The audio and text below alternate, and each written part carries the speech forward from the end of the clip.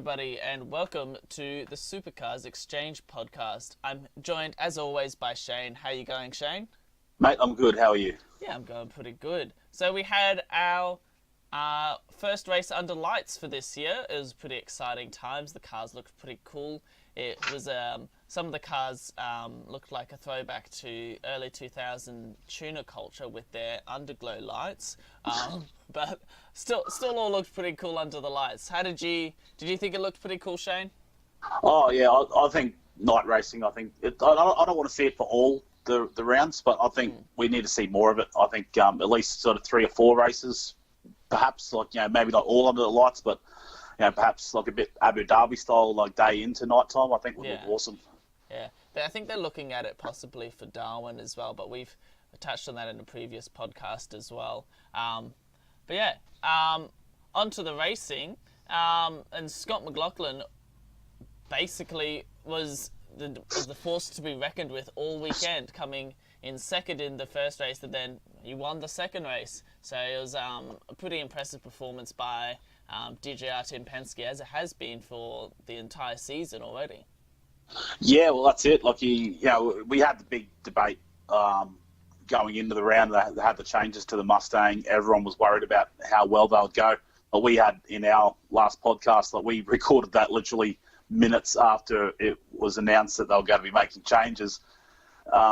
Obviously, we didn't have as much to worry about as what we had thought, but I think it did bring them back to the field a bit when you look at the times in qualifying. But overall, I think McLaughlin was the outstanding performer for the weekend. He did get a bit of a shocker start back on Friday's race, but he just showed the pace that he had in that car and managed to battle his way back up. Again, I think they were just happy to sit there and play the team game and just let him sit in behind Fabian once he wasn't able to undercut him through the pit stops. Actually, it might have been, was it an overcut for Friday? I think he might have pitted second maybe, but yeah, either way, he was the fastest driver all weekend. Yeah. And I think Saturday's race proved that he had pace over Whincup, and he was just able to hold that position. Yeah, even just looking at the qualifying results, he was 0.2 of a second in front of Coulthard for the first race on the Friday night. It's a little bit confusing. And then on the Saturday night, he was 0.4 of a second faster than Whincup. So and Barbagallo is a very short racetrack, so McLaughlin has really got his Mustang hooked up to be able to be that far ahead of the rest of the field. Like, the rest of the field is pretty close together after McLaughlin. It's just McLaughlin and then everyone else, basically, for both of those qualifiers. It's just a shame that he had those issues coming off the line both times. He just his clutch it sounded like he burnt up his clutch when I was watching it. Especially in that first race, they held them for such a long time before they actually released them off the line, and you could see that he had just bogged it down massively, and Coulthard got the jump on him just from the start there, and was just able to stay in front of him basically. Yeah, well, that's it. And we've been used to McLaughlin all of this year just getting bullet starts. It was always one of his probably downsides the last couple of years of running the Falcon, that he might be on pole, but he wasn't leading as many of those races into turn one as what you'd expect from someone running at the front of the field. But this year he's just been on fire with his starts. But this time around we've seen him take a couple of steps backwards in the races. But like you said, he looked like it was clutch issues that he was having. That onboard shot, especially when they went back through the replays after the start. I'm surprised it wasn't as bad as it. I'm surprised it wasn't worse, than what it was. If there was a longer run down to turn one, he might have found himself back down in the midfield. Yeah. Because he really didn't get away that well. And even for the next couple of laps, it looked like he was still struggling to sort of get up to speed a bit. Yeah, on that first race, Whincup got an absolute flyer, but obviously McLaughlin was like almost standing still in front of him, so Whincup had nowhere to go. So it was really just the fact that McLaughlin had that inside run to that first corner that he was able to just basically park it in the way, and no one was able to get past him. And then later on in the race, we had that battle between Whincup and Mostert, where Whincup's rear tyres had just completely gone. They pitted him very early on. I believe it was around lap 20. So they pitted him pretty early on, and then Mostert didn't pit until a few laps later. But it just seemed as though the Commodores were just struggling with rear tyre grip most of the weekend, even with this resurfacing. Yeah, well, I thought Mostert and Whincup pitted on the same lap, but I might be wrong on that one. But yeah, you just saw, especially in those closing stages, that Whincup was just really battling to get the car going around the corners, especially in that the long sweeping left-hander. It really wasn't happy, and up around the this big sweeping corner up the back of the circuit before you come down the hill, it just wasn't really settling in there.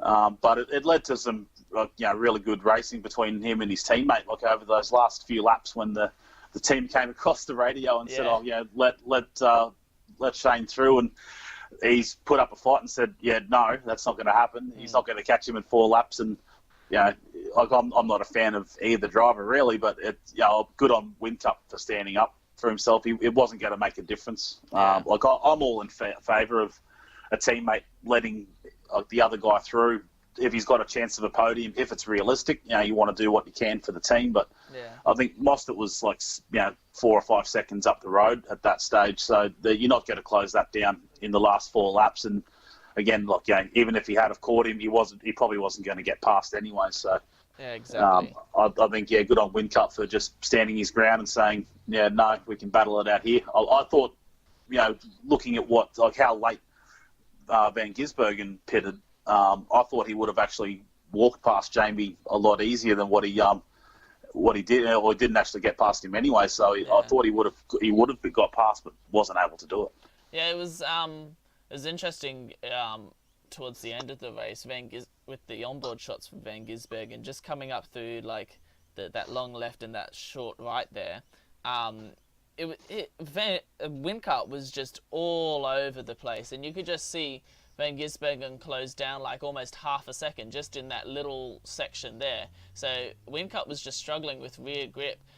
Also, the drivers are talking about how when they used to come out of the bowl, that bottom corner there, it'd be like driving in the rain coming out of there because you'd just be all over the place. But apparently it's hooked up a lot better now, so they can actually get some good drive out of there. And I think that's probably where a majority of the time gained has come from, because usually you lose heaps of time through there regardless of how good your tyres were. But I think that resurfacing has really improved that section there. So it's you have to drive the circuit a whole different way now. So yeah, well, that's it. And I think they it's not the first time we've seen them resurface Barbagallo in recent years. I think they've done it a couple of years ago when they changed put the new pit building in.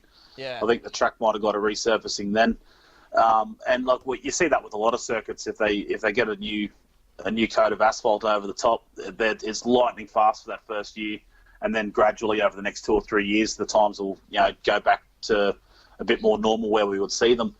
But especially out of the bowl, it was you can just see how well the cars were hooking up there, especially the Penske Mustangs. They were just on rails through there. But like I said, I was really surprised that Van Gisbergen wasn't able to get the move done on his teammate. And it's something that Van Gisbergen does better than anybody, I think, where he's able to get the most out of that first set of tyres, come in late, be on the fresh rubber at the end, and he just usually storms through the field.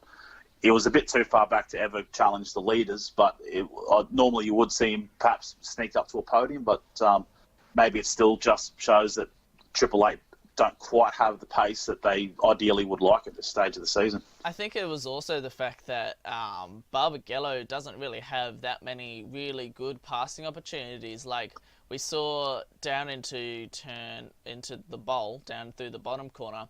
Even if you do get past someone in the initial phase of that corner, they can still cut back on you and get you on the straight then if they have the better run out of there.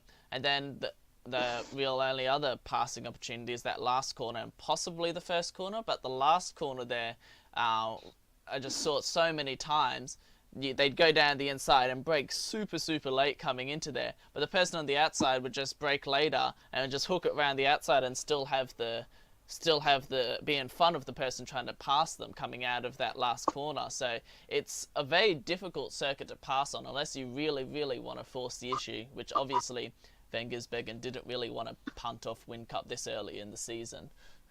No, that's right. And, there's only one real genuine overtaking spot. Like you said, that's going into turn 7, the final corner. Like, if you can get a good run through there, yeah, you might be able to sneak one down the inside. But because it's like a fairly long corner itself, you're trail braking all the way in there. Unless you get a really great exit out of that final corner and you can get up alongside. And usually to do that, you've got to get a shallower exit, and therefore you'll lose a bit of that momentum anyway. So it is quite difficult to pass into turn 1. We do see it, but usually it's when you got a much different, a big difference in tyre life. And then, like you said, going down into the bowl, there's another little chance there. But I think if it's one of those ones, if you've got a tyre advantage over the guy in front, you're better off just waiting to get around there, get the better exit, sneak up the inside as you come over the hill, and then overtake them into turn 7. But it's still a track that really does give us good close racing. Yeah. It's certainly not the circuit's fault. There's not that many places to overtake. It's a very old style kind of circuit. Obviously, it is a very old circuit. But it's you could tell that when it was originally designed, it was for a lot smaller cars. I'm really glad though that Supercars have stuck with Barbagallo, because a lot of the older circuits that are a kind of similar design to Barbagallo have fallen off the calendar, and they've gone for street circuits or whatever. But I'm really glad that they've kept with this with Barbagallo, because it's provided us some really good close racing. As you were saying, not as many passing opportunities, but just due to the nature of the circuit, the cars close up on each other. Even if it's a race without safety cars, most of the time the cars will close up on each other just due to the nature of the circuit. Yeah, that's it. And it's kind of in a way, it's a little bit of a mini Phillip Island. You got some fast sweeping corners and then a couple of slow ones kicked in there. So it's sort of part that, maybe chuck in a little bit of Tasmania in there perhaps too as well. So it's always been one of my favourites. And I was really glad that it was the night race this year. We seen with Sydney Motorsport Park last year, it was a really great race. I wasn't as big a fan of the one single 300k race. Yeah.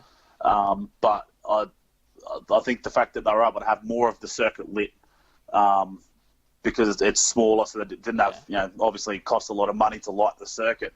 So by having a smaller circuit, they were able to use those same amount of lights basically and light more of the circuit, which made it easier to see what you're trying to look at. I think I raised it in a previous podcast. At Sydney Motorsport Park, you'd have so much of the shine off the lights that you'd see a car come over the hill. You didn't know who you were looking at until they were going past the camera. You didn't really have that back at Perth on the weekend. Yeah. The other thing I would say about it was that it does make it a little bit tough for the people on the East Coast. The Saturday's race didn't finish until after 11 o'clock or 11:30 or something like that. So it was a late race. It makes it tough for people that have kids for them to be able to stay up and watch the race. If you've got young kids, 7 or 8, you kind of want them shuffled off to bed by 9 or 10, or sort of 9 o'clock at night at the latest, really. So bit of a disappointing thing there. Like I said, maybe it's better suited to being a twilight race. Starting, have especially the Saturday race, perhaps have that the first half is still in the daylight, and then the second half as it's gone into night, just to bring it forward that extra hour, maybe. Yeah. Well, there was also the fact that after both of those races was the Australian GT Championship. So if you're a fan of Australian GT Championship on the East Coast, you're watching that race at 11 o'clock at night. And I was actually watching it because I watched the Australian GTs as well. And it was just running pretty late. But as you said, they should probably move it a little bit further forward to a twilight race. But yeah. Yeah, that's it. Obviously, the supercars they're the main attraction, so they're going to do what they can to make it nicer for both sides of the country. So that's why the GT racing got pushed back to afterwards, because obviously for people in the West, it was still going to be in prime time for them. yeah, for us, like I didn't worry about watching too much of the GT racing, even though I do enjoy watching it. I thought, it's getting a bit late for me. I was pretty wiped out by that stage, so I sort of gave up watching that. But I think, next year, if it does stay with the same times, like I'm okay with it. But I think it's just, again, the other thing you got to look at is what about the New Zealand fans? Like it was, the race wouldn't have been starting till 11 o'clock at night over there. Yeah, so exactly. It's pretty late to have a race at night time. Yeah, it's they'll obviously work out the kinks of it in years to come if they keep it the same. But anyway, on to race 12, which was Saturday night. So the whole weekend was structured a little bit strange. I almost missed one of the races because I wasn't sure when they were. But anyway, with the qualifying, we had McLaughlin absolutely smashed it again, and then Whincup almost half a second away. But I was most impressed with Andre Heimgartner, who managed to qualify 6th in the Nissan. So I think Andre Heimgartner is possibly a force to be reckoned with in years to come. But unfortunately, during the actual race, he got absolutely punted by Scott Pye coming into the final corner. Unfortunately, Scott's seemed to be getting a bit of a reputation for that in a few other... I can't remember. I think he had an accident in Phillip Island as well, or might have been the previous race. But he seems to like shift the blame a little bit from himself, even though that was kind of his fault because he went from a very long way back at that last corner there. Yeah, that's it. I guess in a way, like we all know that Scott Pye, he's not a bad peddler. He's certainly got some speed, but those Walkinshaw cars just have no pace at the moment. They've fallen off a cliff even compared to last year. We know they've been in steady decline, for over a decade now, really, since Scaife was around in that team. And even these last couple of years there wasn't a lot of joy. He wasn't really pushing for the championship. So they've just been on the steady slope down, and this year just seems to be worse. And they, seem to promise the world but deliver an Atlas when it comes to their performance. And I think he's just trying really hard to get as much as he can. He's just really trying to squeeze everything out of it. And I think he's because of it, he's found himself in a couple of these incidents. But it is racing. It'd be one of those things that you don't want to see him punt someone off just from a silly move, but and on the flip side of that, if he had just sat in behind him, he might have then you'd blame him for not doing his best to make his way up the field. So, but it was brought out the safety car, which livened up the race a little bit too, because up until then it was a little bit processional. Yeah, it was interesting though because Heimgartner he had managed to get a fair way up the field. I think he was at 3rd at one point just due to his pit stop strategy, and he wasn't blocking hard, but he wasn't like letting people through either. He wasn't like battling massively. He wasn't like taking on people that he knew he couldn't battle, which I think shows like he has that maturity of a good racer because he knows the Nissans aren't up there with the Mustang, so he's not trying to block Cam Waters or whatever coming into the last corner. So I think he dropped back to, I think it was about in 6th or 7th at the time when Scott went past him. But but as you said, when the safety car came out, I thought Whincup really had a chance to get past McLaughlin after that safety car, but it just it turned out that Waters came a little bit closer to him, and it was just started to get really tight up the front there, but McLaughlin just started to sprint away again. Yeah, that's it. Well, just quickly on Heimgartner, I think I think he's definitely proving to be one of the better drivers in the field. If he wasn't stuck in a Nissan, if he was able to jag a job at Penrite, or he's not going to get a drive at Triple Eight anytime soon. But if he was able to get into a team a bit further up, I think we would definitely see him further up the grid more often. I'd certainly like to see that. I think he's a genuinely good driver. But back onto the Whincup thing. I think he pitted a couple of laps after Scotty, so he thought, he might have the tyre life or have that tyre advantage over him. But I just sort of thought, remembering what happened the day before, I thought, I think McLaughlin's still got a little bit of pace up his sleeve. Yeah. So he'll just do what he needs to just to eke that gap out to begin with. But yeah, we've seen Waters he had some really good pace on the Saturday race. He didn't finish the best on Friday. What was he there? 8th, I think. So. Yeah. 8th there. So, to get up on the podium, it's his first time up on the podium for a few races, I think, since the Grand Prix weekend. Yeah. So, it was good to see Tickford have a better weekend. It was a shame about Mostert. Yeah. He had his engine failure, which, like what we touched on earlier on too, in an earlier podcast, that it's so rare to see engine failures, but it dropped a cylinder. Yeah. And that ended his evening. So there was a shame for that. Otherwise, I would have thought that it would have been Mostert for the podium again there as well, ahead of Waters. But but for Waters to still step up and get on the podium, it's really good to see that for him. Mostert also dropped Mostert's Mustang dropped that cylinder pretty early on in the race. I was pretty surprised about that. But also in that interview afterwards that he had after he jumped out of the car, he didn't look too down about it, whereas last year he was usually pretty negative when something went badly for him. So I think he's really starting to, and he actually said, I'm trying to act like Craig Lowndes and have always have a smile on my face despite what's happening. So I think he's really got a more positive outlook this season. Obviously he's getting pretty good results this year as well. That's it. All he's got to do is say hello to Levi and Chili, and he'd be he'd be Craig Lowndes all over. Yeah. But yeah, I think he's definitely growing up more as we see. A couple of years ago, he would have taken it to heart and been kicking stuff around in the garage about his bad luck, but he's copped it on the chin. It happens. Throughout the whole year, we're going to see ebbs and flows. We've seen Scotty and Waters come together at the Australian Grand Prix and not even start a race. Well, we've seen Whincup have some pretty rotten luck. We've seen that all over the place. I think he's realised that Saturday night was his turn for the bad luck. It'll bounce back to him. The guys up the front. I don't think we've seen.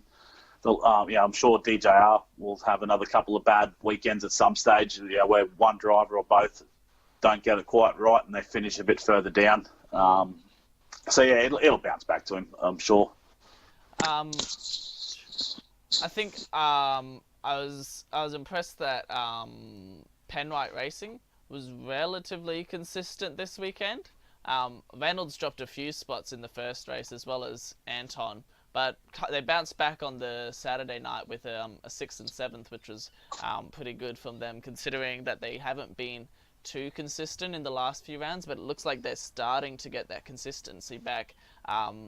They didn't beat Red Bull this weekend, which they have in previous weekends, but they were certainly right there, as in Van Gisbergen was 5th and then Reynolds was 2nd. So they're starting to challenge the top Holden team, that's for sure. Yeah, that's it.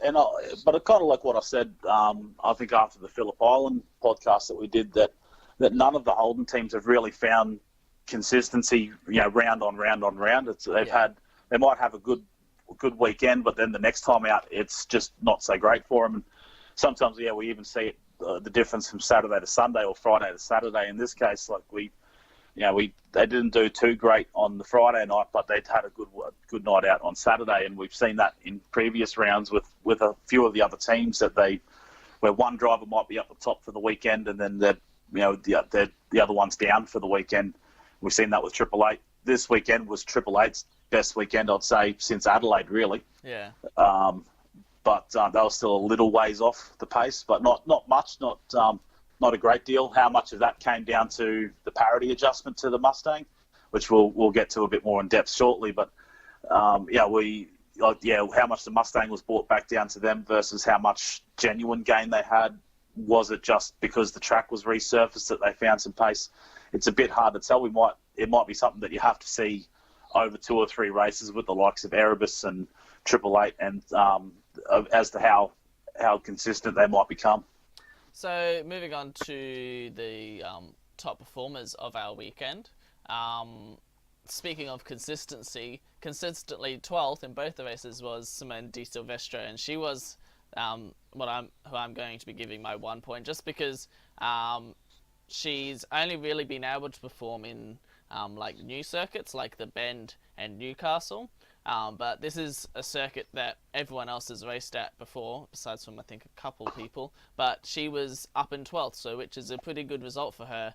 And I'm not just giving it just because she's female. Obviously, she's in a Nissan, and the Nissans struggle most rounds, and she's dragged it up there. She was one of the best performing Nissans for the weekend. I'm going to give my 2 points to Whincup, just because he was blocked out of the podium in the first race by all the Mustangs, but in the second race he was able to get up into second after a pretty good start and qualifying from that second race. And then my 3 points has to go to McLaughlin, which seems to be a bit of a theme this so far this season, just because he's just been the guy to beat. He's just in another league, really. I think I haven't seen anyone dominate this. Well, he's not dominating. It's still pretty early on in the season, but I haven't seen someone be up the front so consistently since JB Whincup started dominating, and Marcus Ambrose kind of era as well. Yeah, that's it. I think this was his 8th win back on Saturday night, and that's only one away from what he achieved in all of last year. Yeah. So, and we're only 4 rounds into the championship, so he's just on another planet. Like everything, all the cards are falling into place for him at the moment. Like he's able to, get pole positions at will. Like if he misses out on pole, you wonder what's gone wrong. Yeah. Exactly. And if it came down to it, I'm sure if the team were happy to let them just battle it out, he probably had a chance of getting past Coulthard on at least one, maybe even both of those races that Fabian's won. So, he's just, he's in a class of his own at the moment. But, for Di Silvestro, that's easily her best, complete weekend since she's been with us for a couple of years now in Supercars, and you sort of were wondering when it was going to start coming right for her. Like it's still hard to tell. Like it was one good round, and good on her for doing it, but you'd like to see it for at least, again, 3 or 4 rounds in a row to say that, okay, she's finally got that pace that we've been hoping to see. But, even just as a one-off round, that's still a pretty fair achievement, again, especially being more or less the fastest of the Nissan runners for the weekend is not a bad way to go. Yeah. For my top 3, it's fairly similar. I've gone McLaughlin at the top for 3 for more or less the same reasons we've outlined. Whincup, I've gone for 2 because, it's been a while since he's had good, consistent pace all weekend. Again, the Australian Grand Prix was the last time we've seen him on the podium. So for Whincup to go 2 whole rounds without being on a podium, it's unheard of, really.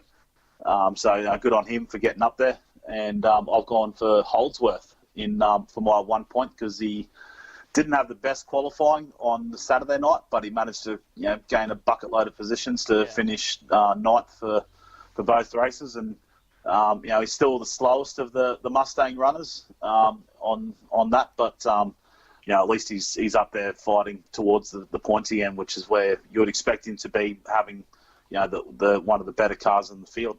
Yeah, exactly. Both of our third places were consistently in their same position. So Holdsworth was 9th in both races, and Silvestro was 12th in both races. So that's pretty interesting. Nice and consistent. Moving on to the parity debate, which we talked about earlier. Obviously, this is just going to be raging on all season long. So we gotta give it a mention every time. It's a bit hard to measure, obviously, with just one round after.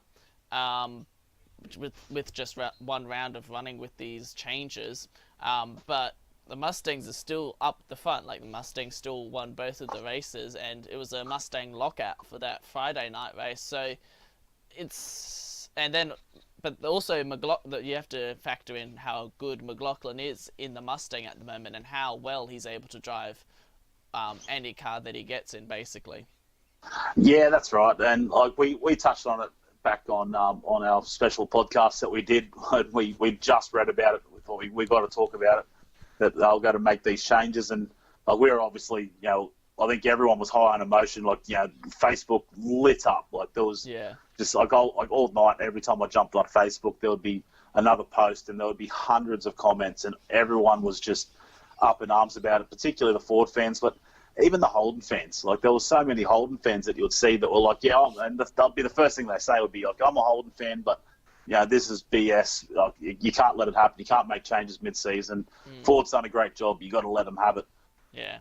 And then when I think the worst part of it was Supercars didn't do a good enough job, I think, in communicating to the fans exactly what they were going to do. They did say, they're going to reduce the size of the end plates. They're going to take a little bit away from the under tray at the front. They're going to reduce the gurney flap.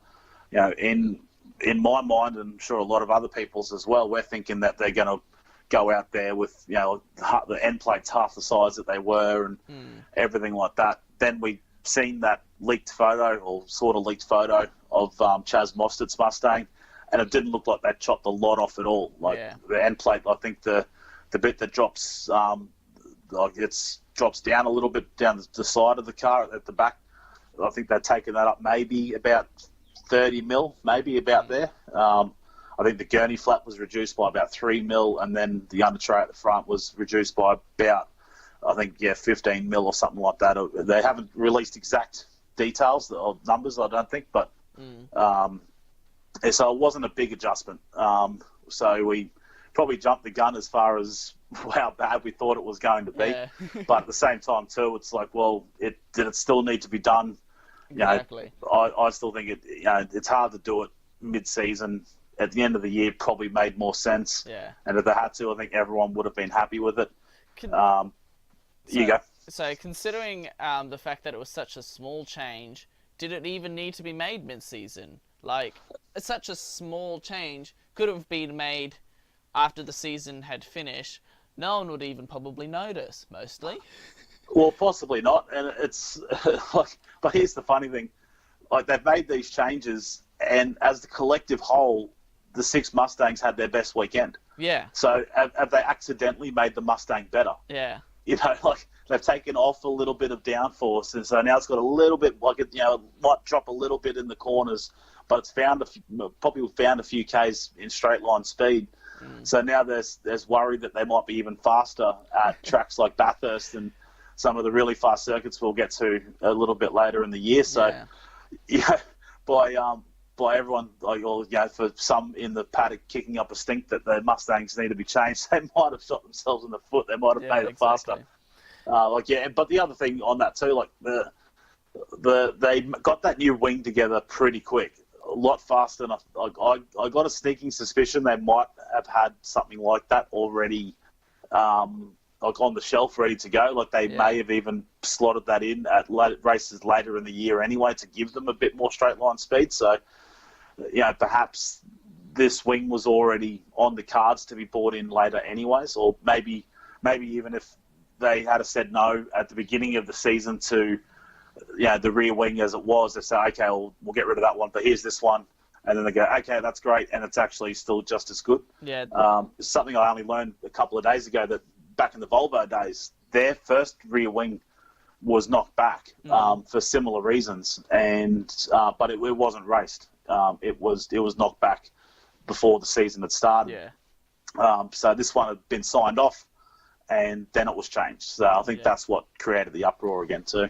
They might have multiple aero packages waiting, like how F1 has all the different aero packages for the different circuits. That's it. They might. I don't know what legalities there are in terms of the Supercars rules, if there can be change, how big a change you can make during the season. I know there's certainly some changes you can make. Whether it's bringing in a whole new rear wing, I don't know if that was able to happen. Maybe Ford were always betting on that.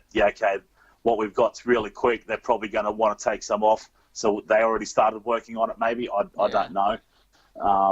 They won't let that secret out anytime soon, if ever. So, we might have jumped the gun, but at the same time too, they might not be done with making changes. We might still get a few more races down the track, and if Mustangs are still winning, they might say, "Oh no, we need to take a little bit more off again." And I hope they don't, because if that's really going to look bad on Supercars if they just keep changing a car to slow it down. which goes back to that argument of where do you stop with the changes. So they've already had 2 cracks at it. If it's still winning, well, I think bad luck now. I think that's you've had your chance. That's where it's got to stop, I think. So we've seen Brad Jones came out. He was on the Fox Sports podcast, the Supercars podcast on Fox Sports, and he was saying that the reason why he needed to is because when you'd have 5 of the 6 Mustangs running in the top 6, there needs that's an issue with parity. And I thought, well, yeah, you could argue that, but what about the times where there's been 6 Commodores running in the top 6? Nothing was said about it then. So it's always one of those top ones. He said that it's not about trying to stop Mustang from winning, just trying to give others a chance. And I thought, well, if you're not trying to stop Mustang from winning, why are you making the changes? But it's like I said, it's you're never going to have a winner out of it. I think is the big thing is, people are going to blow up if this changes. People are going to blow up if it's not changed. It'll rage on all season and perhaps even beyond that. Yeah, it was interesting that I saw an article that was talking about the homologation teams possibly putting in to have less aero for next season. So instead of us having these massive rear wings on the back of all of the cars, we're going to have a smaller amount of aero, which I think would be good to see, like how back in the Commodore and Falcon days, I say that was years ago, but it was only a few years ago, where we just had these little wings on the back, where Ford had the end plates on the side, and then Commodore had the little ones in the middle. I think it'd be good to go back to something like that, possibly, rather than having these massive rear wings and the massive, like the coming from the boot, that really long bit of aero as well that comes off the back there that the Commodore homologated last year, and then the Mustang has that as well. It just looks ridiculous, and obviously it's causing so many issues now. I think it'd be good to go back to a smaller amount of aero. Yeah, well, that's it. And one thing I think in motorsport all around the world now is they've made the cars so good it actually ends up hurting the product. One thing I have a couple of mates of mine that are pretty big motorsport fans as well. I've always told them that take away almost all the aero. Like you just want to give them enough that they don't fall off the track. Yeah. So that way they do move around. They are hard to handle, and that way the best drivers are at the front. It doesn't, and it's in a way it doesn't matter as much about if one particular team's at the front, because it's going to have ebbs and flows where certain tracks will suit certain drivers. Yeah. It won't. The car's going to have less of an impact on the outcome of the race. I think. Yeah. So by making the cars effectively worse by giving them less aero altogether, like when you look at the Nissans, like their rear wing looks more like the handle on the shopping trolley. Like you've got these tiny little end plates that come back, and then the wing across the top. There's hardly any rear wing really compared to the Commodore, and then especially the Mustang. Because that's been more or less the same since 2013, and since then, we've had several other models of Falcon, Commodore going into Mustang now, that they've all increased their downforce, where the Nissans have kind of stayed the same. They haven't really changed a lot. Yeah. So I'm in favour of it. I think you still want to see the wings on the car. Look, I wouldn't like to see it go back to the old days of touring cars where you've got just no aero. Yeah. I think then you would see. You'd probably still see something like the Mustang have an advantage anyway, because it would just be, it'd probably be better through the air without the wings there anyways. Yeah. If you're running very little aero on the car, I think that can only improve the racing, and that's what we all want to see. Yeah, it's interesting because I was looking at the TCR cars that are starting in next week, not this weekend, weekend after. Yeah, they're not far away. Yeah. And they're running like a very small wing on the back of most of those cars, because they had their test day at Winton over the weekend, and they're running a very small wing. So I think it'd be good to see something like that possibly. Yeah, that's it. Look, I think I think if they went back to something like what we've seen back in the old like BA, BF Falcon, like VX, VY Commodore sort of era, like you said, like the old Commodore wing had just the two pillars in the middle, then the wing and you had little end plates on the end. The Falcon always sort of had the wrap over spoiler, but the end plates are always still quite small. Yeah. I think they should probably look to go back towards something like that. Even maybe having to go to a bit more of a standard under tray at the front. Like obviously you'd have to fit it to suit the shape of the car and everything like that, but just making that uniform for all teams, so you won't have the same debate about the aero packages on a car. Look, if the end plates, if they make that maximum of however many square inches, that would probably work. You can still make it whatever shape you want, but it can only have so much area, so there's only so much advantage or disadvantage you can create from the shape of your end plates. So I think that would work. Yeah. Moving on from parity, there has been rumours around for a little while about Chaz Mostert possibly moving to the BMW program, as in the BMW GTE/3 program that runs internationally. I don't think he will do it, to be honest, because obviously he's in a Mustang at the moment, and as we've seen this weekend, the Mustang is still performing very well, and I think it's only going to get better, really. So I think it's a pretty big decision for him to make in so early on in his career, considering he only debuted not many years ago. Yeah, that's right. I'd be ashamed for him to go if he did decide to go join the BMW factory team, but I guess it all depends on, at the end of the day, the trophies he can get on his shelf maybe as well. Like they race all over the world at some of the pinnacle motorsport events around the world as well. So if he can jag himself a couple of those big trophies at the likes of Spa, and I think I'm not sure if they're at Le Mans in the GT3 category, but they very well could be.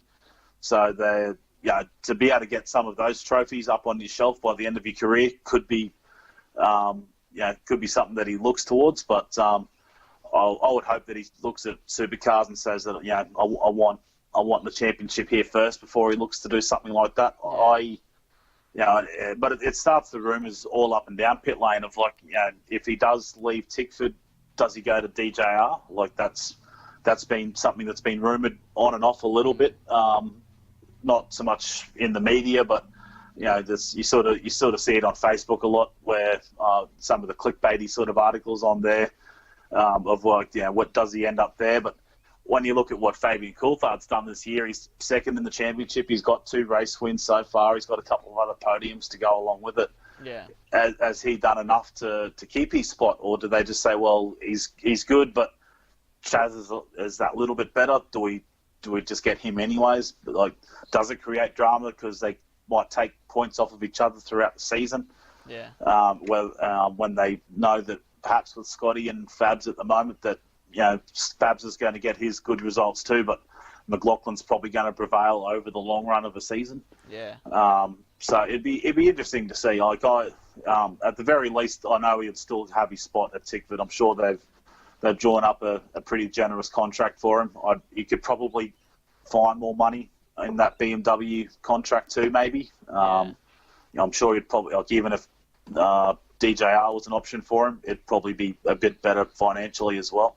Yeah. I think he's kind of made it. I don't think you'd see him jump ship to another to Holden, for instance. Like we've seen with Winterbottom this year.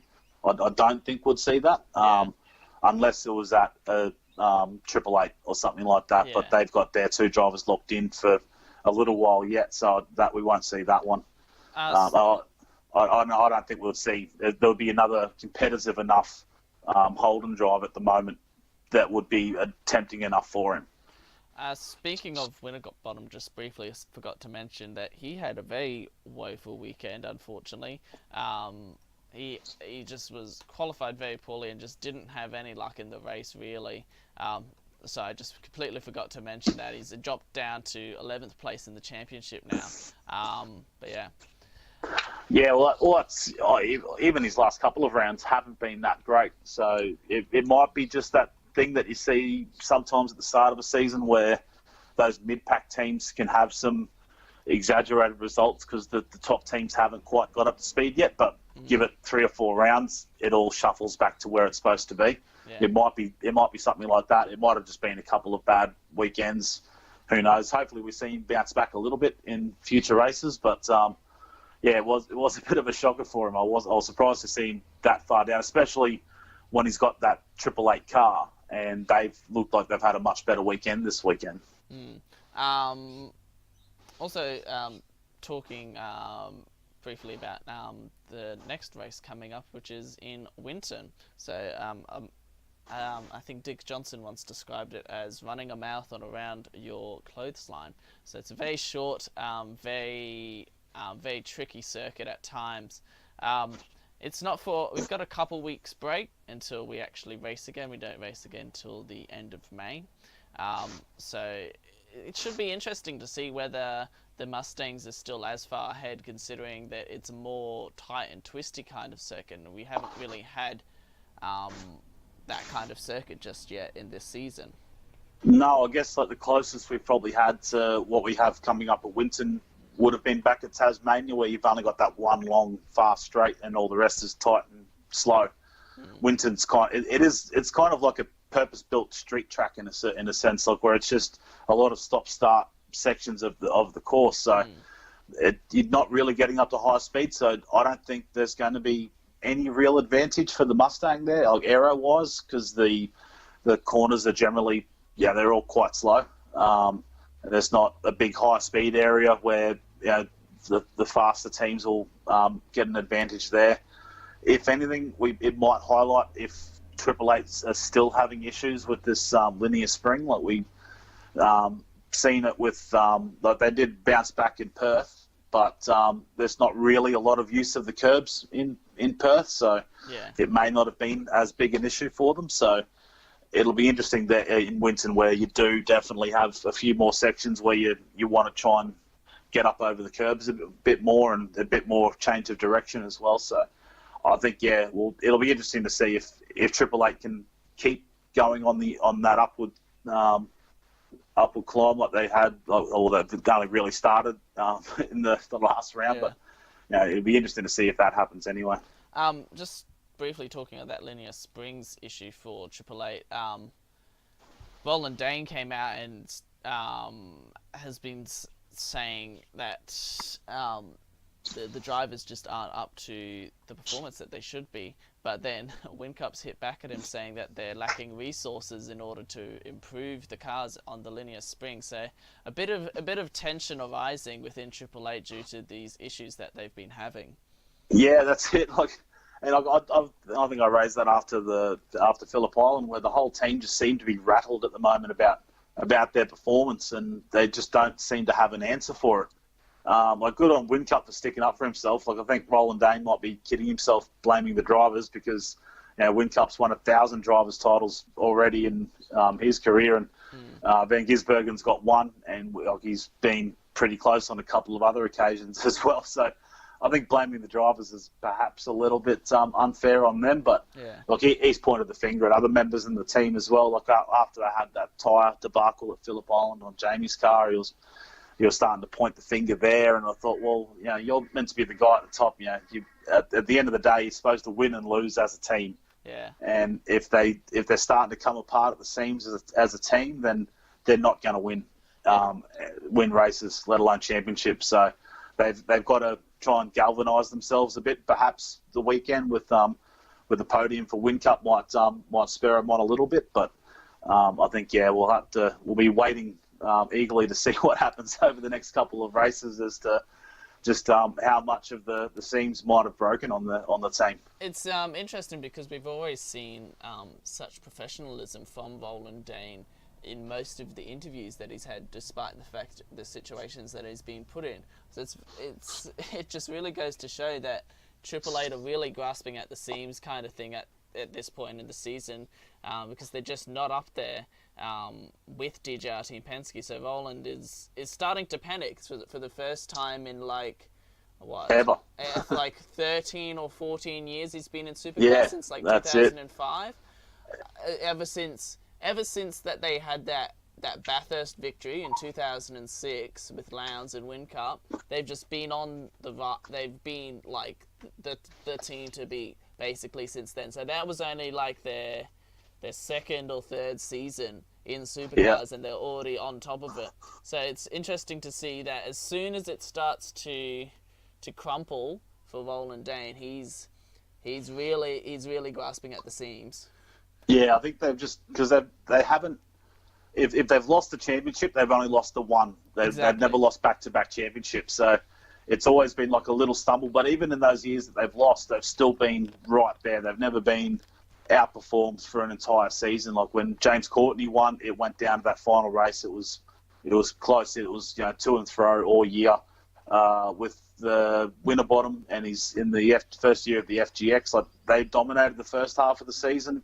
After Chaz broke his leg, it sort of the wheels come off the Pro Drive car, off the Pro Drive team a little bit, and they were starting to get a bit wobbly. And Triple Eight were able to catch right back up, and it went down to that final race again. We've seen it again last year with Scott McLaughlin, but this year they don't seem to. They know they don't have the pace, and I think they've kind of forgotten what it's like to not be the fast team, and they're struggling with that. Like I think. So when you see other teams that, they have good years, they have bad years, they know how to win, they know how to lose. I think Triple Eight have forgotten how to lose. Exactly. And they just need to learn, just like I said, re-galvanise the team and just, pick a goal and say, all right, well, we might not win the championship this year, but hey, let's still try and go out there and win a few races and, and end the year on a high. And they're not out of the championship hunt. Like we seen even last year, McLaughlin had a fairly big lead at one stage of the season. I think up until Townsville, he had a pretty handy lead, and then it started getting chopped away, and it still went down to that final race. So there's nothing to say that it can't happen here. They've just got to, get their heads into gear and say, all right, let's just start chopping away at it. Let's, we got a podium. All right, let's turn the podium into a race win, and then let's turn one race win into two and into three. Exactly. And then they'll battle themselves back into the championship. Well, I don't think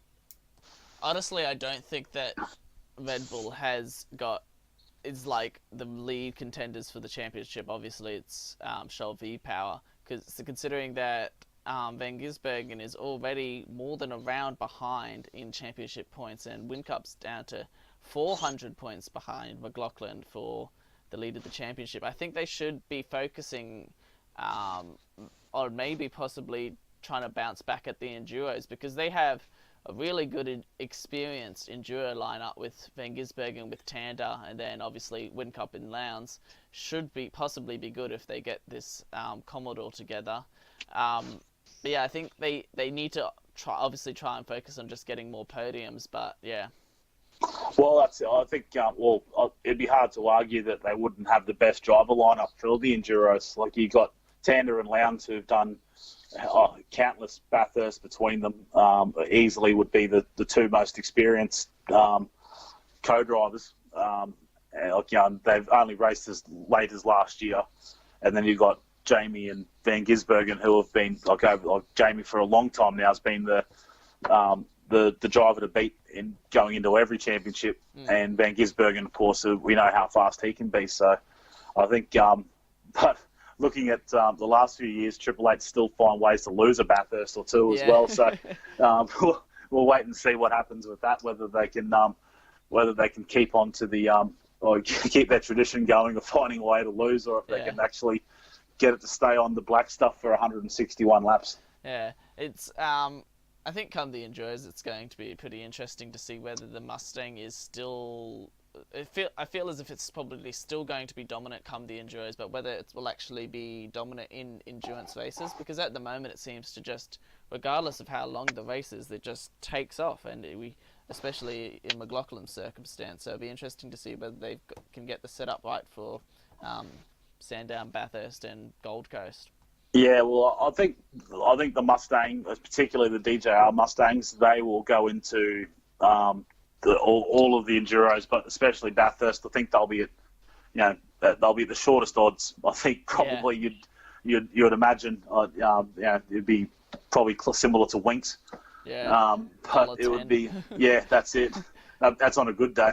But yeah, I think they'll be easily the shortest price favourites. But we've seen so many times at Bathurst, it does not matter how fast you are, anything can happen. Like, yeah, exactly. Just go back to 2017 with McLaughlin. He obliterated the lap record in qualifying, and they didn't finish the race. Yeah. And that not ultimately decided the championship, but it let Whincup right back in there. Yeah.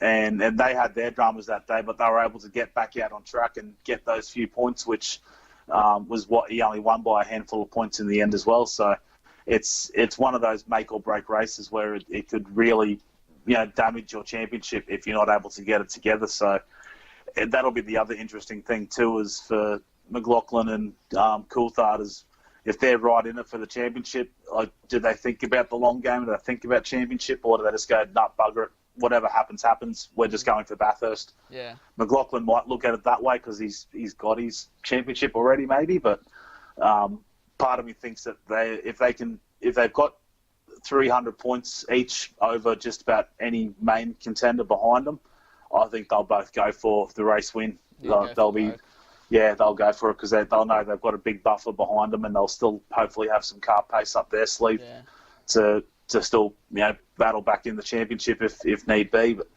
I'm looking forward to Bathurst this year. I think it'll be a cracker. It's also weird because Bathurst is the first of the Enduro, so it's going to be a little bit strange coming into that. Yeah, that's it. I don't really like that. I know they're trying to look. They're still looking at changing this calendar to a summer series, which is why it's changing around a bit at the moment. But I think we need to lead an event. I think we need Sandown there first, or maybe even the Gold Coast might be better suited to being the lead in event. Yeah. So that just about sums up our podcast. Have you got any closing remarks, Shane? Well, yeah, just I just wanted to touch quickly on the Bathurst Motorsport Museum for anyone who's thought about going down there. It's like, we were talking about Bathurst. I was on a bit of a road trip with the missus last week, and thought I've seen a couple of posts about it. Thought I'm going to head on out there. It's really good. It's awesome. It's right at the final corner of the Bathurst circuit. So you just drive straight towards the racetrack, and it's the last thing you'll see on the left-hand side before you hit the racetrack. So it's really good. I think it was like $15 to get in.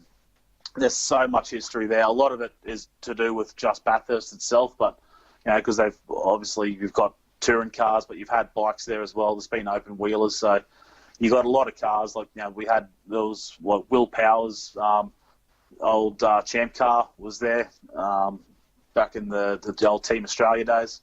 And they've got the Lowndes Museum there, the Lowndes section there at the moment. So they have his 06 winning Bathurst Falcon that he won with Whincup, which was great. They got one of the old 00 Motorsport AU Falcons there. They got one, I think it's his VT or VX Commodores, or VT I think it was, that was there. And then, you got an Ambrose AU, you've got a couple of cars from Peter Brock, you got Russell Ingall, you got a whole heap of these cars, you got Ford Sierras, BMWs, you got a whole heap of motorbikes. There's heaps to see, a lot of history. If I had more time, I would have happily sat there and read all of the little boards that were put up for each car. But when you've only got a couple of hours, there's not much. You can't sit there and look at it all, unfortunately. But one of the stranger highlights was Chaz Mostert's FGX Falcon that he binned in qualifying back in 2015 when he broke his leg, and he absolutely totaled that car.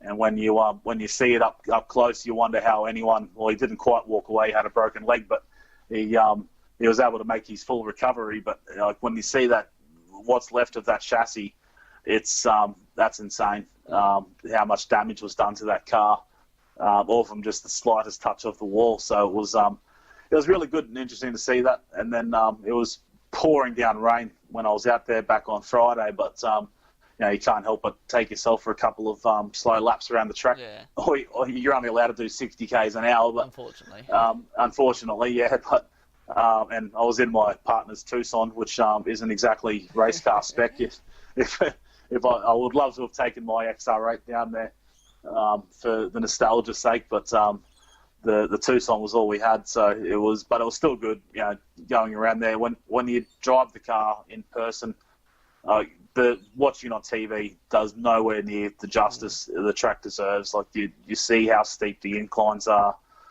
going down through the dipper. Like you're looking ahead and just seeing a wall, and you forget that you got to try and get it around a left and a right and then another left again, and it's just insane how steep it is at parts. And even coming down through the chase, when you come up out of that left-hander out of the chase, it's surprisingly steep. It doesn't look it on TV, especially on the overhead shots. It looks like just a flat piece of track, but when you're there in person, it's just it's incredibly steep. Just that little 20-meter section of racetrack. So it's really good to do. It's the second time I've been able to do it. Still yet to get down there for a Bathurst 1000. I'll get there one day. Yeah.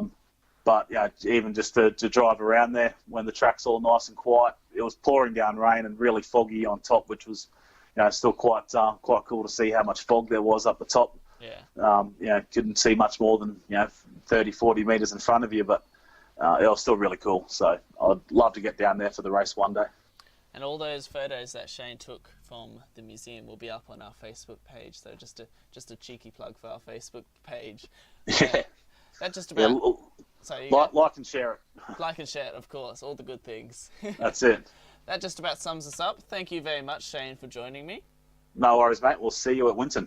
See you then. Thank you all very much for listening, and we'll see you guys next time. Bye.